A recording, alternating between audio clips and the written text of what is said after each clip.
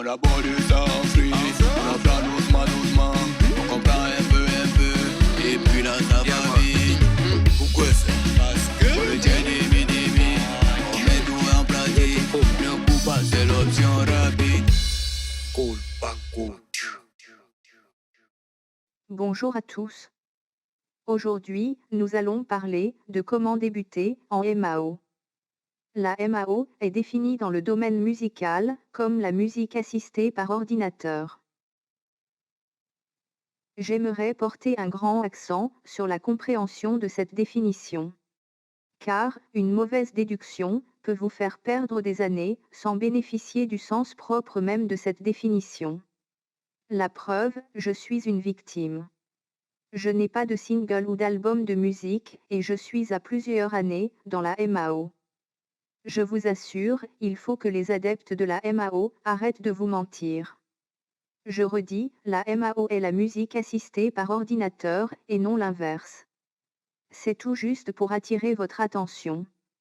J'accentue pour vous dire d'aller d'abord vous ressourcer en notions musicales. D'apprendre à jouer un instrument de musique, soit à vent, à bois ou à cordes. Et par excellence, je dirais même ajouter un instrument à percussion dans votre parcours. Grâce à cette expérience, il vous sera plus facile, je dirais même logique, d'assimiler les notions en traitement sonore. En vérité, trouvez-vous un professeur de musique, car le reste peut attendre. Vu que c'est une œuvre musicale qu'on va assister par ordinateur pour donner un excellent résultat. Si vous n'aimez pas cette orientation, allez faire l'audiovisuel, pour ne pas vous ennuyer ou regretter durant toutes ces années de formation. Bon, après s'être imprégné de bonnes choses, place au matériel audio. Nous avons tous besoin de bien implémenter nos inspirations. D'un côté, nous avons le matériel hardware et de l'autre, le matériel software. Comme matériel hardware nécessaire, nous avons un ordinateur, donc le choix est lié à vos moyens.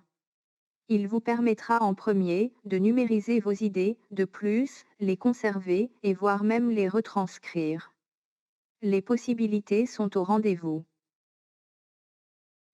D'une carte son, celle-ci va se charger de convertir le signal électrique en numérique, de même, du numérique en électrique. Elle transmet le signal numérique à l'ordinateur. D'un microphone, il va permettre de convertir le signal acoustique en signal électrique. Plus simplement, de convertir toute vibration sonore en signal électrique. D'un casque d'écoute, il sera chargé de convertir le signal électrique en signal acoustique. D'une paire de monitoring, elle joue le même rôle qu'un casque d'écoute, mais elle offre un grand rayon d'écoute. De plus, son intensité est considérable.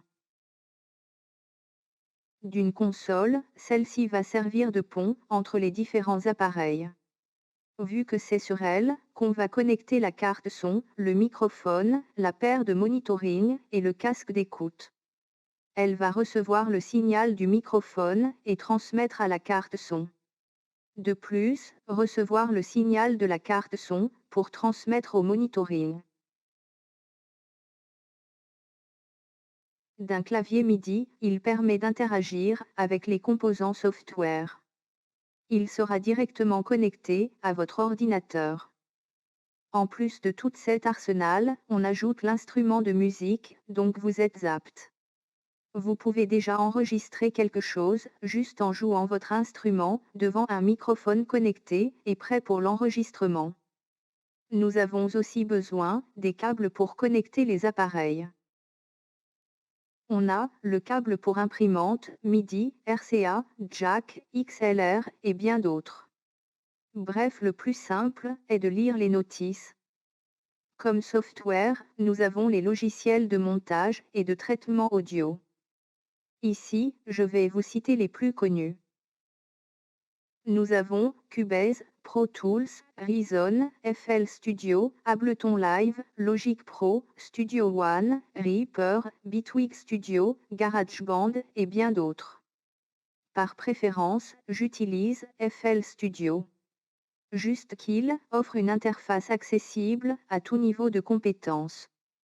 De plus, vous l'achetez une seule fois et les mises à jour sont gratuites. Sans oublier, il fait partie des meilleurs.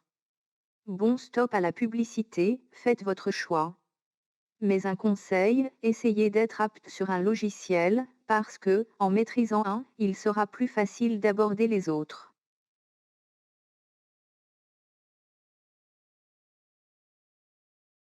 Ne pas se mettre en condition. Dans le sens où vous vous mettez en tête que, si tel matériel ou telle chose n'est pas à votre disposition, vous ne pouvez pas faire grand-chose. Prendre son temps. Là, je vous renvoie chez les professionnels, pour demander combien de temps ça leur a coûté. Il ne faut pas se figer juste sur la beauté qu'engendrent leurs actions. Ne vous découragez pas, on apprend demi-demi.